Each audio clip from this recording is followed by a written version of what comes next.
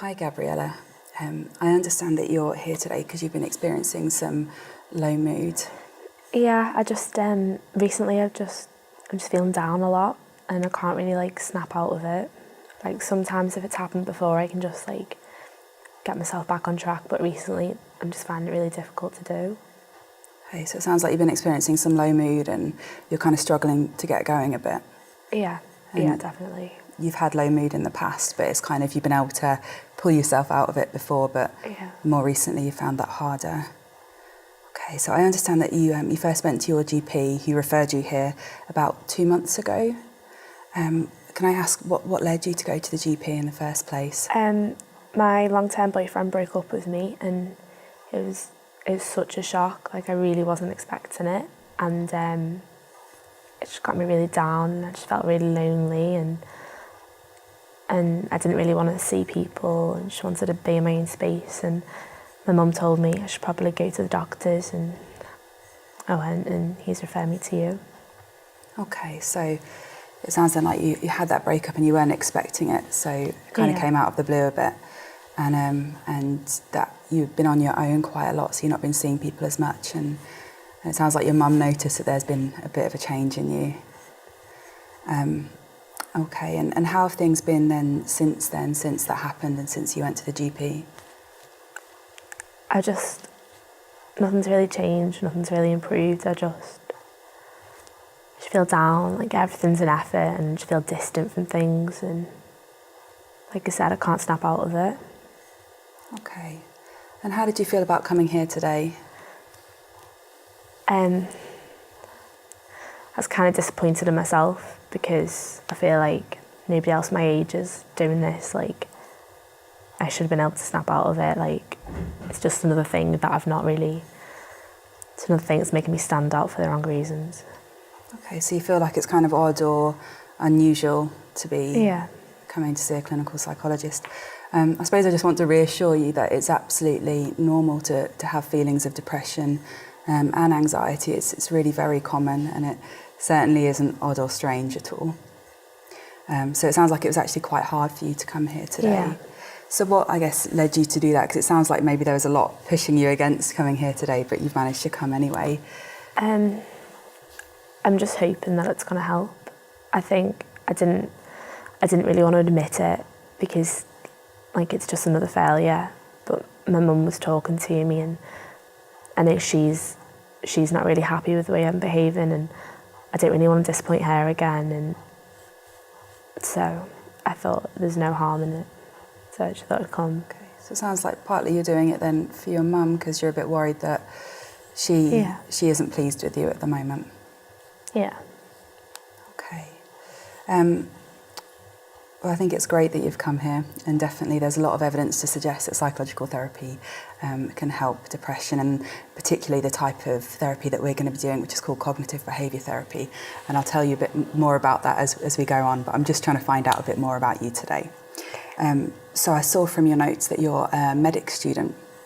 Yeah, I'm not currently in uni at the moment, but last year I was a medic student. Okay, so I guess why? What's the reason that you're not in uni this year? I was it was pretty tough first year, so they then suggested that I took a year out. This is the break.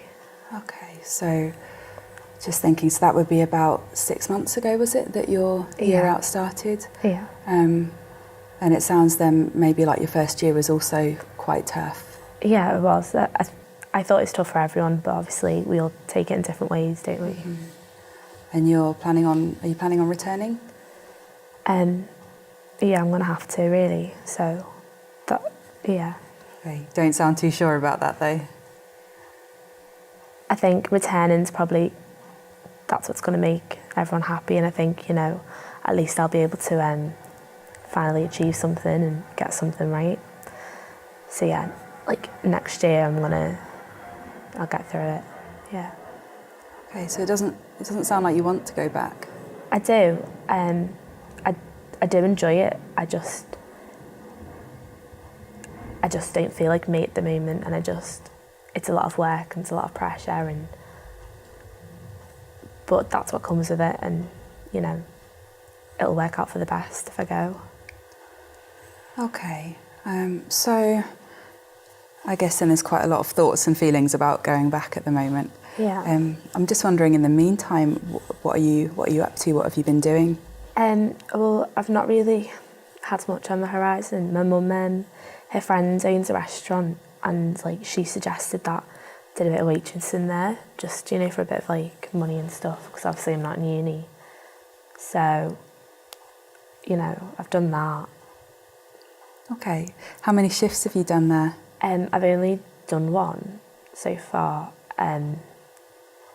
Yeah, I don't know whether it's something that I'd probably go back to, but... Okay, when was that shift? It was last week, actually. Okay, and how was it? I suppose I'm intrigued. Can you tell me a bit more about that? It was different, because it was like I did enjoy it because there was it's just different aspect, and I had to speak to people and try to get their orders and try to remember it and stuff. I wasn't very good, but I suppose it was handy to have some money and get out the house. Okay, so it sounds like you quite enjoyed that then. Yeah. What makes you think you weren't very good? I was just a bit slow, and people sometimes they didn't understand what I was saying, so I'd have to talk louder or quieter or slower, and I got a bit confused sometimes with the orders. And I just don't really think that I'm not really a friendly, people don't really think that I'm a friendly person, so they didn't really want to talk to me and stuff. I felt like I was inconveniencing them by asking them things and getting things wrong.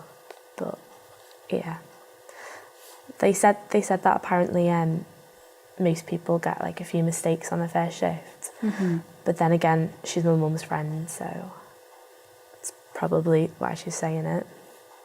So the person who owns the restaurant is your mum's friend? Yeah. Okay, so it says you're saying that you think you weren't very good, and that's because you were a bit slow and you got confused with some orders. Yeah. But you said it's common for people to do that on their first shift. That's what she said to us. But it's probably she's just trying to make me feel better. She probably felt sorry for me because I'm obviously not very good at it. I'm not very good at any things recently. I think she just felt sorry for me. Okay, so I've just been noting down some of those thoughts that you've been having. You kind of say that you feel like you're not very good, you're slow, you're confused with the orders, you feel like you're inconveniencing her and she feels sorry for you. I suppose I'm wondering, what makes you think that she feels sorry for you? Well, like I said, she's my mum's friend, and she's obviously feeling sorry for my mum as well because she's got a daughter that's not like anyone else of her age, and she's just all alone and she's not getting involved. So I think she just feels sorry for me, and she doesn't want to say anything to upset me. Mm-hmm. But okay. Yeah. When you're having these kind of thoughts, because that's quite a lot of negative thoughts you're describing, how do you feel? I just feel empty. I don't. I'm just calling as it is. I'm just calling it as reality. And I feel like I'm being honest with myself by just voicing it and not trying to go around hiding it, because I know, I can see it in myself. So it sounds like you feel like those thoughts are very true then. If you were going to rate them, say I'm going to pick out some of those thoughts you described, so you said I'm not very good and I'm inconveniencing them. How much would you say you believe those on a scale out of 100? Where 100 is I absolutely believe it, and 0 is I don't believe it at all. I'm about 80. So yeah. So you feel quite sure that you definitely believe those? Okay. And you said that when you're thinking those thoughts, you start to feel quite empty. I just feel distant, and like I said, I'm not really myself. I just... it's I'm not really there, but when I am, I can't even do a good job. And okay. Are there any other emotions that you experience? I feel drained. I don't feel like I'm in touch with anything. Just, it's everything's going on around me, but I'm just not there. I'm just watching.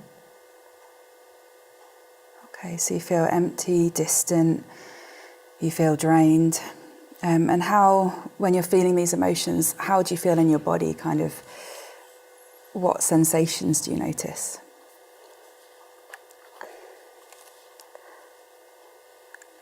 I don't know how to describe it. I have a bit of like you know when you kind of get like butterflies when you're nervous and stuff. Mm-hmm. I kind of get a bit of that. Do you feel some butterflies? Yeah. Did you have butterflies that night when you were at the restaurant? Yeah, I was pretty nervous then. But when I got into it, they went away and like it distracted me for a bit until obviously I realised that I wasn't doing a very good job. Mm-hmm. Okay, and when you have those emotions, how does it affect your energy levels? Do you feel more energetic, less energetic, or about the same? When I'm feeling down? Yeah, when you're having those emotions that you were describing. I just feel drained, like I don't even have like the energy to wake up in the morning sometimes. Like it all just feels pointless and like my body's heavy and I don't want to, yeah.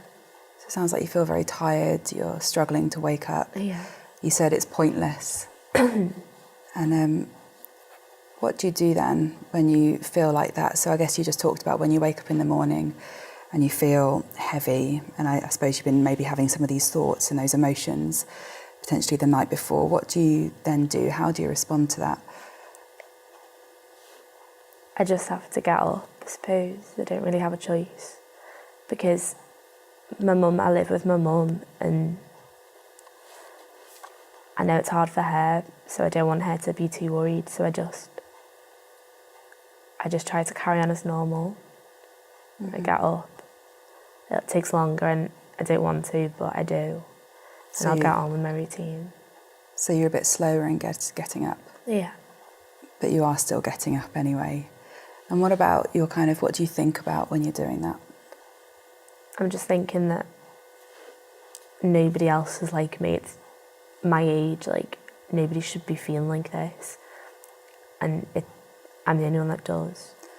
So it sounds like you think a bit more about the problem and you kind of spend time thinking about how you're feeling. I hate having it. I don't want to feel like this, but I do. Mm-hmm. And nobody else I know does. So it makes me feel even more alone and that gets me even more down and I just don't want to disappoint anyone. And I just don't really want it. Okay, so it sounds like you try and toughen up on yourself a little bit, tell yourself to work harder, to be different. Yeah. Okay, and when you start telling yourself that kind of thing, and how does that make you feel? Does that make you feel better afterwards or worse? It feels worse because I still can't snap out of it. Like I'm aware it's happening and I'm trying, but I just can't. And then it's just another thing that I'm failing at. It's just another thing that I can't really get